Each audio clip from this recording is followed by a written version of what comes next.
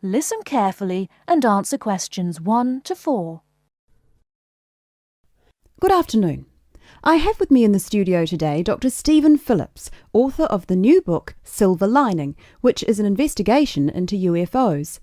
Now, Dr. Phillips, can you tell us a little about your book? Yes, certainly. Over the last 12 years, I've become increasingly interested in the subject of UFOs, and this book is a compilation of all the sightings I've heard about, together with evidence. You see, so many people are convinced that there is life on other planets that I thought I would do some research myself. And what did you find? Are we alone in the universe?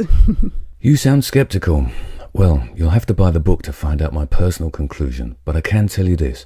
There are a lot of sightings in a number of different countries, and the surprising fact that I have found is that despite never having met each other, a great number of these witnesses describe an almost identical object. Now, I realize that television and the media has given us all a mental picture of a UFO, a silver ship with bright lights that moves at very high speed. What interested me was that in all the eyewitness accounts I heard, people gave very precise and detailed descriptions that varied only slightly. Reports from America, Europe, even Asia, all share a significant number of similarities. Interesting.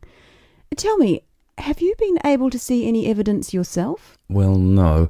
My aim in writing this book was not really to present my own opinion, but to gather all the information available and collate it into a kind of reference guide.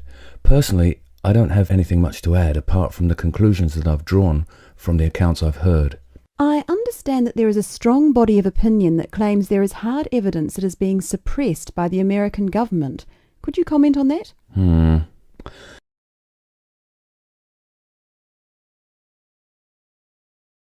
Before you hear the rest of the conversation, you have some time to look at questions 5 to 10.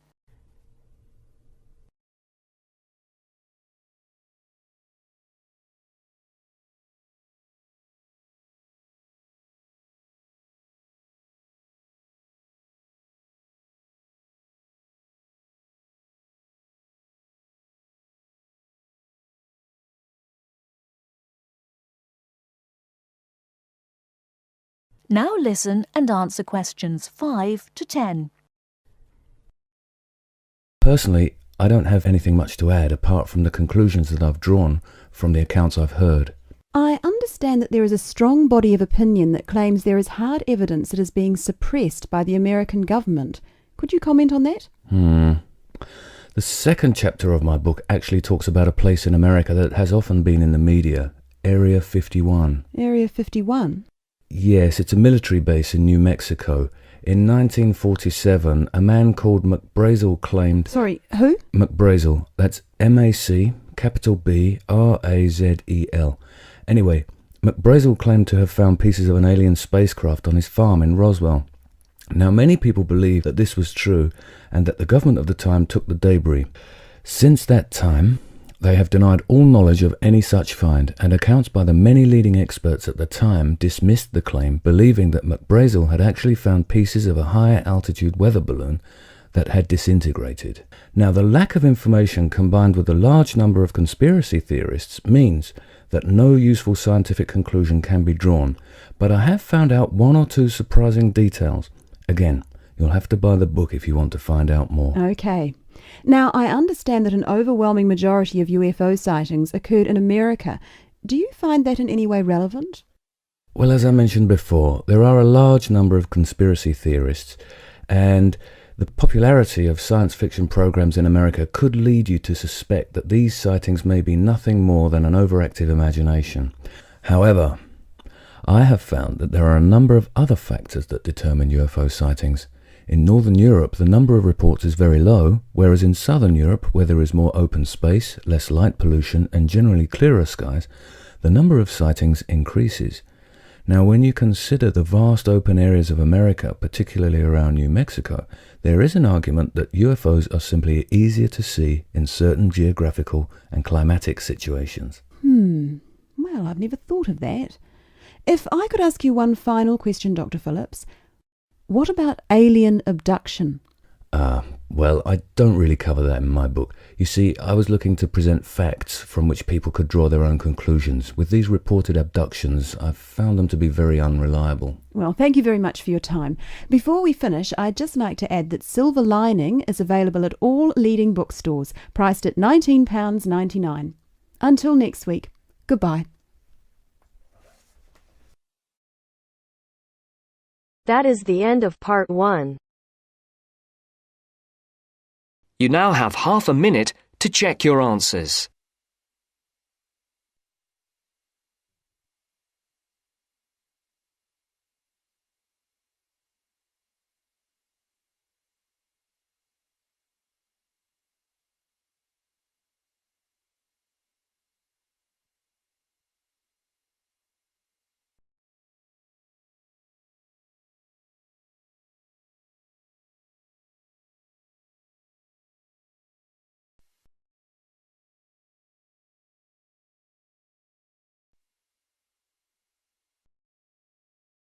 Now turns to part 2.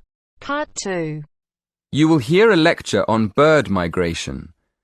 First, you have some time to look at questions 11 to 17.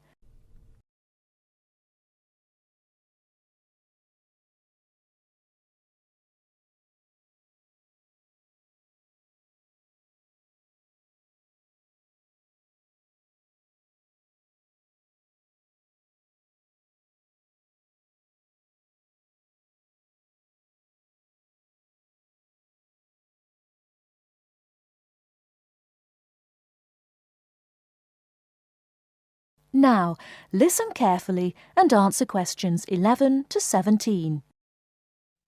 My lecture this evening will focus on the migration of birds. That is, how birds fly in big groups from different parts of the world at certain times of the year. In the first part of the lecture, I'll talk about the reasons why birds migrate, when they migrate, and which parts of the world they migrate from and to. To start with, why do birds migrate? Well, there are two main reasons. 1, they migrate to look for food, and 2, they travel to parts of the world that are more suitable for breeding. In fact, these reasons are closely linked. As you can imagine, when birds are breeding, they need extra food to feed their young.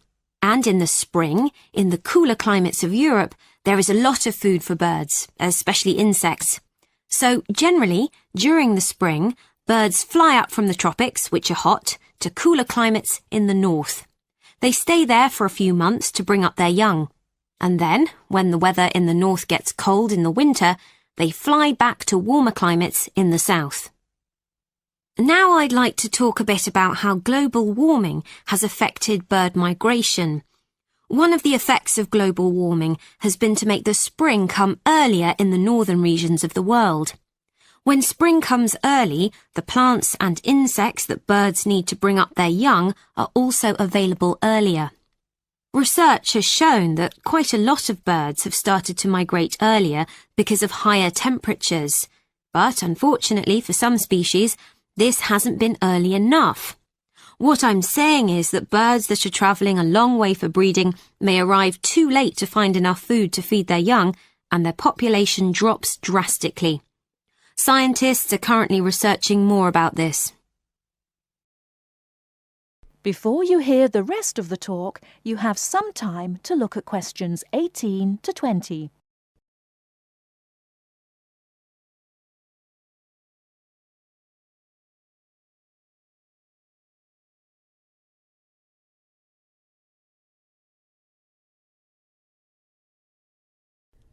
Now listen and answer questions 18 to 20. Now, I thought I'd finish by just briefly describing a few different patterns of migration. Migration varies with the type of bird and the area they come from. For example, one kind of migration is partial migration. This means that some birds in a particular species will migrate and others won't. It usually depends on how the weather affects food supplies, and very often happens in the tropics. In another migratory pattern, a bird called an Arctic tern migrates the whole length of the globe, from the North Pole to the south. The Arctic tern travels between 12 and 15,000 kilometres each way when it migrates in a complete circle around the world. It's quite amazing. Right, and lastly, I'd like to mention a pattern which isn't nearly as spectacular, but is very interesting. And this is the way many birds migrate across North America. In this pattern, the birds fly northwards in the west of the country and then back south again in the east. So, if you imagine it, they're actually migrating in a circular pattern, like the hands of a clock, not in a straight line, as we might think. That is the end of part 2. You now have half a minute to check your answers.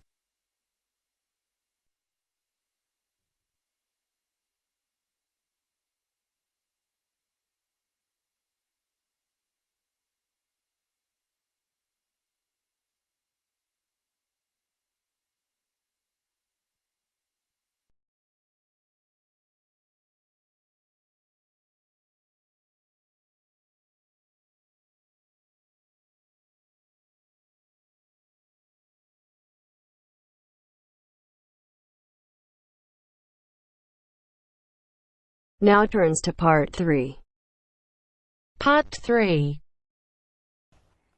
You are going to listen to a radio programme about buying a house. First, you have some time to look at questions 21 to 25.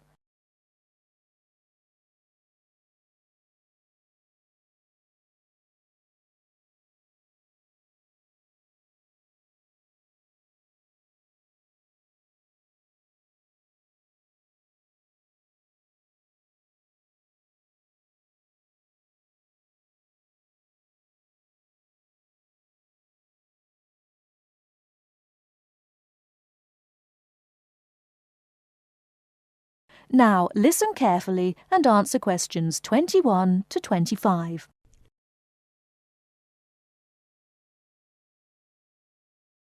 Good afternoon, listeners. Today, I'd like to welcome Edward Fox, who is going to talk to us today about buying a house. Edward. Thank you, Eunice. For most people, at least, buying a house is a major life event, and probably the single most expensive item you are ever likely to buy.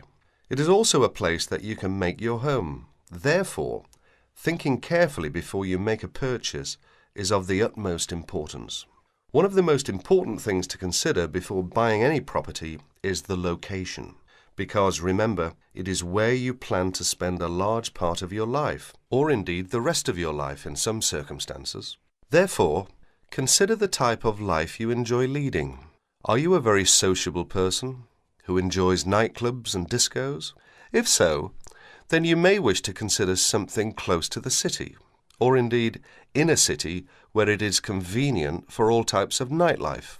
On the other hand, if, like me, you prefer a quieter life, then you may want to consider something away from the city. However, do remember that proximity to your place of work is also important.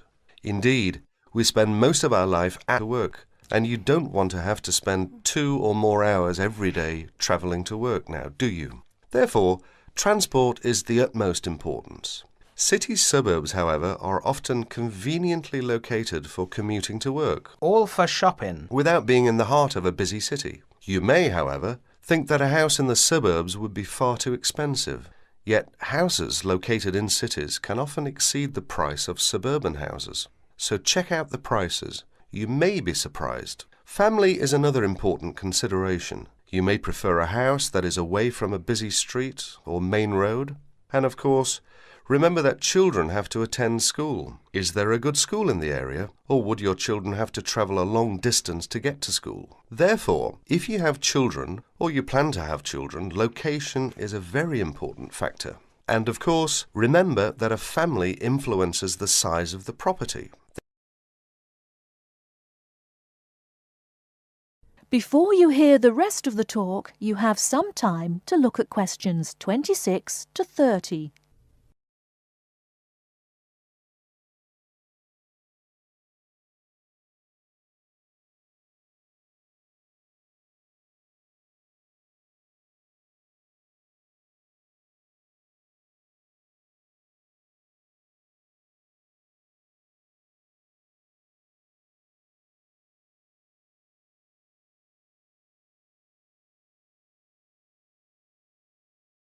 Now listen and answer questions 26 to 30.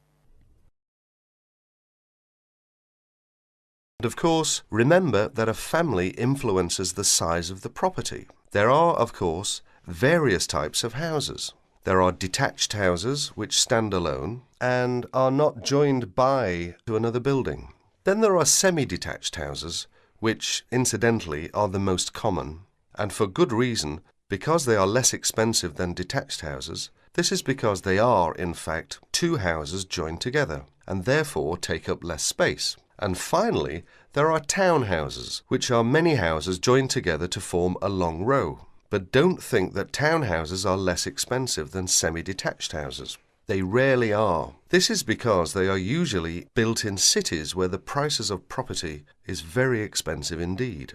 The age of property is another consideration.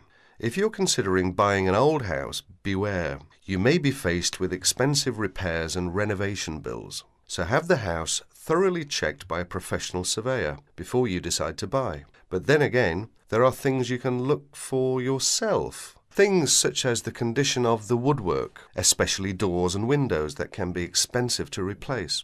More importantly, make sure all the fixtures and fittings, things such as cupboards, sinks, taps, bathtubs, are all in good working order, because replacing kitchens and bathrooms can be a very costly business. And don't forget the garden. If the property has one, if you enjoy gardening, then fine. But if you don't enjoy gardening, then you may prefer a small garden as opposed to a big one. But even if you do enjoy gardening, it is important to remember that gardens take up a lot of your time. So keeping a garden in good order may be very difficult if you work long hours. One final thing is the general feel of the place. Does it have a good atmosphere? And most importantly of all, would you feel comfortable living there? Thank you, Edward. But I'm afraid that's all we have time for today.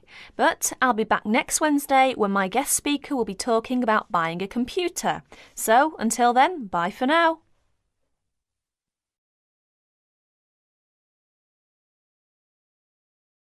That is the end of part 3.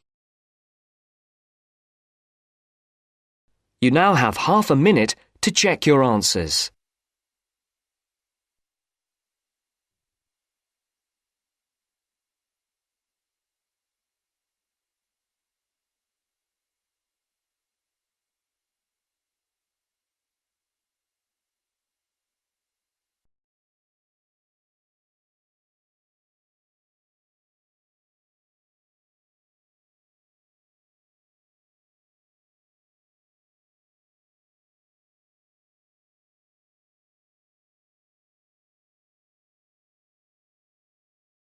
Now turns to part 4. Part 4. You are going to hear a talk on two famous American presidents. As you listen, fill the missing information in the notes below. First, you have some time to look at questions 31 to 40.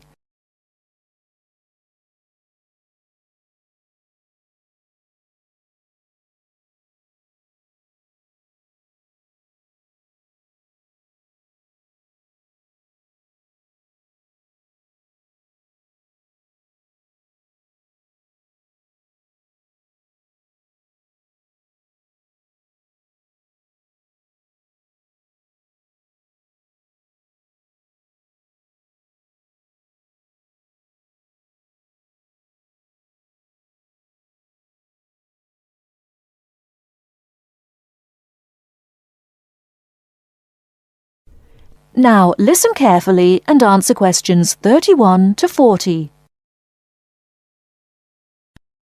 John F. Kennedy and Abraham Lincoln lived in different times and had very different family and educational backgrounds. Kennedy lived in the 20th century, while Lincoln lived in the 19th century. Kennedy was born in 1917, whereas Lincoln was born more than 100 years earlier, in 1809. As for their family backgrounds, Kennedy came from a rich family, but Lincoln's family was not wealthy. Because Kennedy came from a wealthy family, he was able to attend expensive private schools. He graduated from Harvard University. Lincoln, on the other hand, had only 1 year of formal schooling. In spite of his lack of normal schooling, he became a well-known lawyer. He taught himself law by reading law books. Lincoln was, in other words, a self-educated man. In spite of these differences in Kennedy and Lincoln's backgrounds, some interesting similarities between the two men are evident. In fact, many books have been written about the strange coincidences in the lives of these two men. For example, take their political careers. Lincoln began his political career as a U.S. congressman. Similarly, Kennedy also began his political career as a congressman. Lincoln was elected to the U.S. House of Representatives in 1847. Kennedy was elected to the House in 1947. They went to the Congress just 100 years apart. Another interesting coincidence is that each man was elected President of the United States in a year ending with the number 60. Lincoln was elected President in 1860, and Kennedy was elected in 1960. Furthermore, both men were president during years of civil unrest in the country. Lincoln was president during the American Civil War. During Kennedy's term of office, civil unrest took the form of civil rights demonstrations. Another striking similarity between the two men was that, as you probably know, neither lived to complete his term in office. Lincoln and Kennedy were both assassinated while in office. Kennedy was assassinated in Dallas, Texas, after only 1,000 days in office.